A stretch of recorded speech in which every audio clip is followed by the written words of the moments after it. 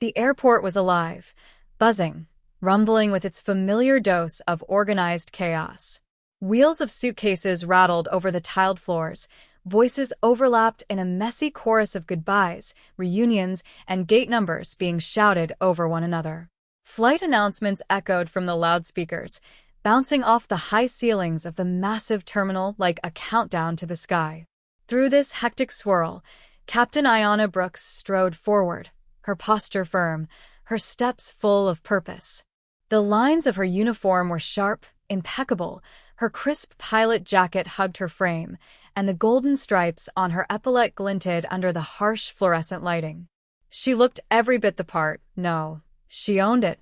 This was the moment she had pushed herself for, through exhaustion, doubt, training, and tests. This was her first long-haul flight as a senior captain. A milestone. A dream realized. But just as she approached the sliding doors marked crew only, where she would step into her cockpit and command the sky, a figure stepped directly into her path. "Excuse me, ma'am," came a voice, flat, monotone, mechanical even. A uniformed airline employee, probably staff from the terminal, stood in front of her, one hand raised like a barrier. "This area is restricted to crew members only." Ayanna stopped, momentarily stunned, her breath catching just slightly. Did she hear that right? "I am crew," she replied calmly, lifting her ID badge to eye level. "Captain Ayanna Brooks. I'm assigned to pilot flight 392 to London." Her voice was confident, but there was a flicker of disbelief behind her eyes. Was this really happening again? The woman's eyes scanned the ID. Then they scanned Ayanna. And then, her expression twisted, like a wrinkle in fabric that wouldn't iron out. It wasn't just doubt. It wasn't just skepticism. There was something else lurking in her face, something uglier. "I'm sorry, but unauthorized personnel aren't permitted beyond this point," she repeated, her tone growing firmer, colder now. "This area is for actual pilots." A pause. Silence, just long enough for a few passengers nearby to glance over, their curiosity now stirred. Ayanna felt heat rise in her face. That quiet, familiar sting of humiliation settled deep in her chest. Not unfamiliar, but always unwelcome. She had heard it before. The tone, the passive-aggressive remarks questioning her experience, the offhand comments about whether she looked like a captain. But never had she been denied entry to her own flight. Taking in a long, slow breath, Ayanna steadied herself. "I am an actual pilot," she replied, her voice still controlled, but tinged with edge now. "If you need confirmation, call the chief officer. They'll verify it for you." But the woman didn't reach for a phone, didn't call anyone. Instead, she just shook her head, a slight, dismissive shake. "Look," she said, leaning in, almost conspiratorially. "I don't know how you got that uniform, but I can't let you pass." Right then, as if on cue, her male co-pilot Jacob walked up to the same gate. He spotted Ayanna and then glanced at the employee. "Everything all right here?" he asked, sensing tension. The transformation was instant. Her demeanor softened like butter in the sun. "Oh, Captain Reynolds, you've arrived. Please go right ahead." Jacob frowned. His brow furrowed in confusion, then turned to the staff member and said firmly, "She's the captain." He motioned toward Ayanna. "I'm her co-pilot."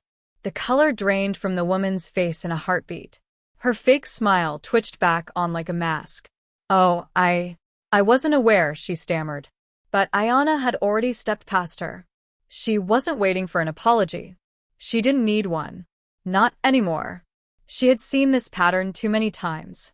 Her hands trembled slightly as they reached for the cockpit door, but inside, something else had ignited. Not just hurt, but fire. Anger. By the time Flight 392 touched down in London, Ayanna's hands had typed up every moment in perfect, devastating detail, a formal letter to the airline's board. She described the exact sequence, how she was belittled, publicly doubted, and treated like an imposter in front of passengers, all because of her skin, her gender, her presence. She included every receipt, time-stamped security footage, crew testimonies, Jacob's statement, and others. But that letter? That was just the first step. The very next morning, Ayanna made her story public. She posted the ordeal online, her words raw, honest, unfiltered. Within hours, it caught like dry grass under a match. The hashtag #LetBlackPilotsFly trended globally. Justice for Captain Brooks was on everyone's screen. Pilots, attendants, passengers, thousands came forward with their own stories, their own scars. The conversation exploded. Newsrooms picked it up. Networks covered it. Suddenly, the airline wasn't just under fire, it was in freefall. Bookings dropped. Investors backed out. Stock numbers tanked. The brand, once a symbol of legacy, started to crumble under the weight of its silence. The CEO issued a formal statement, but it was too late. The damage was done. Within days, the airline, one of the oldest in operation, announced a full shutdown. They couldn't recover. At the press conference that followed, Ayanna stood tall before a sea of flashing cameras and rolling news vans. She didn't gloat. She didn't smirk.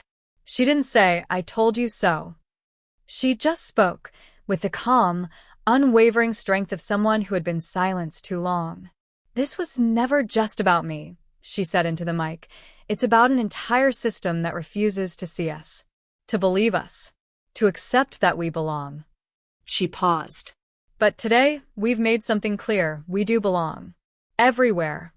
As the crowd fell silent, Ayanna turned and walked away, the weight in her chest finally lifting.